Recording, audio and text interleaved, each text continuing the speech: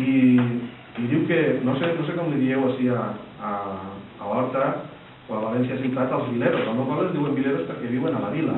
Hi ha llocs que es diuen teuladins perquè fan els nius baix de les teules. I hi ha altres llocs que es diuen en el genèric pardals, no? Però ja sabem de quin animal estem parlant, no? Doncs això era un vilero, permeteu-me que ho diga com al meu poble, com al Bogàs, soc del Bogàs de l'Almaestrat. Això era un vilero que cada vegada que se posava a tronar se cagava de por i que molava i tremolava com tots els vileros que segur que tremolen quan trona i quan no trona, perquè són molt poqueta cosa o no. És una cosa que podríem discutir tampoc, però no sé si formaria part d'esta taula, però podem discutir si voleu. Els vileros tremolen o no tremolen? Això és una qüestió important. Va, anem al cas. Total, que este vilero en concret sí que tremolava molt cada vegada que es posava a tronar. I tremolava, i un dia va passar que hi havia un animal, digueu-me un, que pugui comunicar-se amb un vilero. No sé.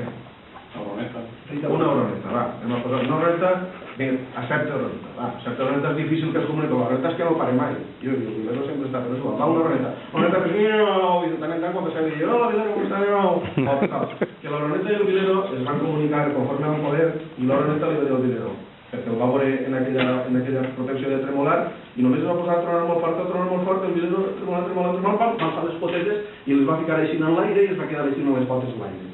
Aleshores, l'oroneta li va dir, vilero, què fa? I perquè l'oroneta no va. Total, que ell va dir, estic intentant parar el cel perquè no caiga. I l'oroneta li va dir, home, però què fas? Tens unes potes de vilero de merda, com has de parar el cel perquè no caiga el motiu? I perdona, va dir el vilero, però cada un sap el cel que té. El meu és un cel de vilero. I ja està, s'acaba el conte. I per què us explico este conte? Sempre ha d'haver un per què se veu, jo no ho sabia, però sempre ha d'haver un per què. Per què us explico este conte? Perquè el meu és un cel de vilero. I el món de la literatura infantil i juvenil és un cel de vilero.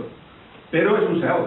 I nosaltres alcem les potes per a que no ens caigui damunt de tant en tant. I per tant agraïm per ajudar-nos a l'Associació d'Escriptors en Llengua Catalana.